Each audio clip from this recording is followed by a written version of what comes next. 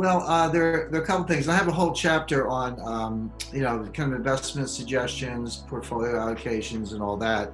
The main thing to do is a couple things. They're almost constants, not quite, because it's not a set it and forget it type portfolio. But you definitely want 10% gold, and whether it's physical bullion or some kind of fund. I recommend physical bullion, but if you have an ETF or something, at least you get price exposure. Gold mining shares, and you can look at silver miners and all that. But I also recommend a big slug of cash, maybe 30% cash. I recommend lightening up on equities. I think equities have a lot further to fall. There's been a spectacular rally from March 23rd to September 2nd. We had the shortest bear market and the fastest return to a bull market in history. But it doesn't mean this is over. That was sort of, I call the S&P 500, I call it the S&P 6, because it's really only 6 companies that are dragging along the other 494, because it's a cap-weighted index. So when you look at Amazon, Apple, Microsoft, Netflix, Facebook, and Google, or Alphabet, those 6 stocks are almost 40% of the weight of the index. So if they go up, the index goes up. A lot of people don't pick stocks anymore, they just buy index funds. So their index funds go up. So it's all sort of going up together. It's all good, but there are 2 problems with that. Number one, how sustainable is that? And by the way, the 6 companies I mentioned, they're the least affected by the pandemic.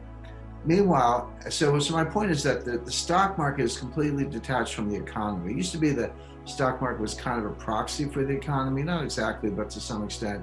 That's not true anymore. Those 6 stocks, and others like it, they're some of the tech names, they're just in a world of their own. The economy is in very bad shape, and we'll so. And I'm happy you brought that up, Jim, because you're absolutely right. The stock market is painting one picture, but the economy is telling us something different. So what is the real truth here?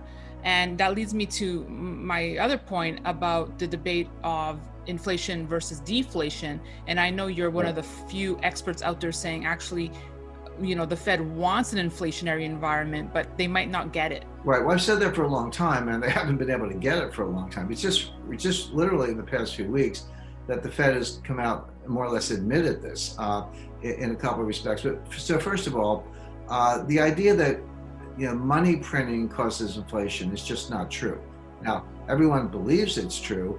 The monetarists, the Milton Friedman followers, the Austrian economists, even the neo-Keynesians say, yeah, if you print a lot of money, you get inflation. It's not true. And just for empirical evidence, I don't just say things like this without backing them up.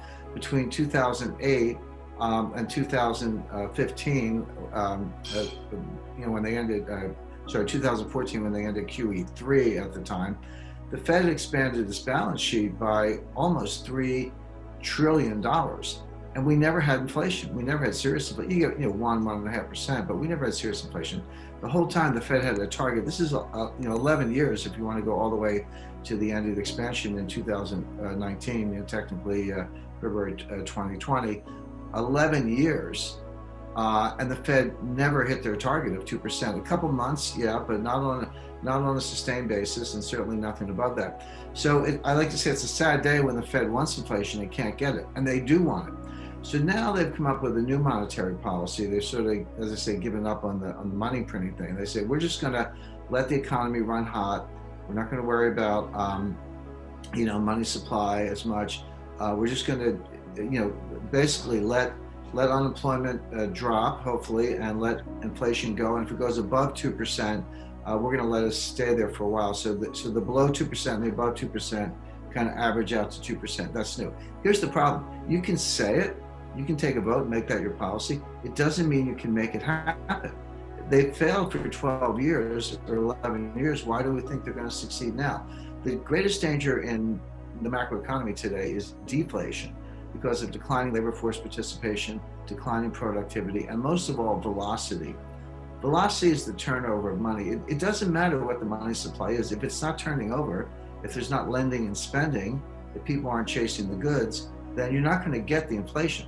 And so, but velocity, as I just described it, is a psychological phenomenon. How do you feel? Do you feel prosperous? Do you feel confident? Do you want to go out and buy dinners on me or drinks on me or whatever, buy a new car, etc. Or do you feel cautious? Do you feel concerned? You saw your neighbor lose her job. You're worried about losing your job, etc. So you save more. Well, the evidence is people are saving more. We're in a liquidity trap. Saving was sort of kind of working its way up from 5% to 8%.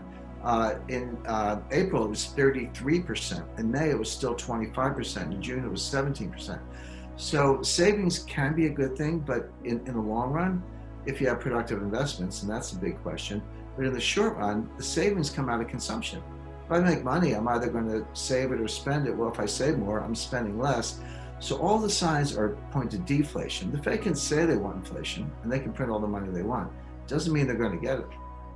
So despite the zero rate environment, Jim, you're saying that people are still saving. That is the evidence. They're not just still saving. You're right about that, Danielle. They're saving more than ever. These are like Chinese levels of savings rates. Now, it makes sense, right? If you lost your job, you're going to, hey, I got to pay the rent. I got to pay the mortgage or the kids' tuition or healthcare. So I'm going to save more. I'm going to cut out, dinners and vacations and club memberships and discretionary items. If you didn't lose your job, but your neighbor did, you might be worried, how do I know I'm not next? Look at the companies that went bankrupt. Pier 1, Neiman Marcus, JCPenney, Brooks Brothers, Gold's Gym. I mean, the list goes on and on. So let me ask you this, Jim. The last time we spoke was in April. Is it safe to say you're more worried today than you were then, or even say a year ago? Well, no, a year ago, I was saying that the economy was weak. I mean, my last book, Aftermath, came out in July 2019. So it's just a little over a year old. It's not like I wrote it 5 years ago. That book's a little over a year old. Go look at page 288 to 291. I talk about pandemic. I said 100% chance I had two other scenarios. So 100% chance one of them happens in the next 3 years, and pandemic was on the list. So, and I also talked about civil unrest and armed militias in the streets, which we're seeing every night. So everything that's happening now, I forecast in my book, Aftermath, which came out in July 2019. You can just go look it up. So my new book, The New Great Depression, is going to take the story forward and tell you what's going to happen in the next couple of years. But the deflation story is not new, Danielle. It's been persistent, and it's getting worse. The Fed does. I could tell you how to cause inflation in 15 minutes, but unfortunately, the Fed kind of forgot how to do it.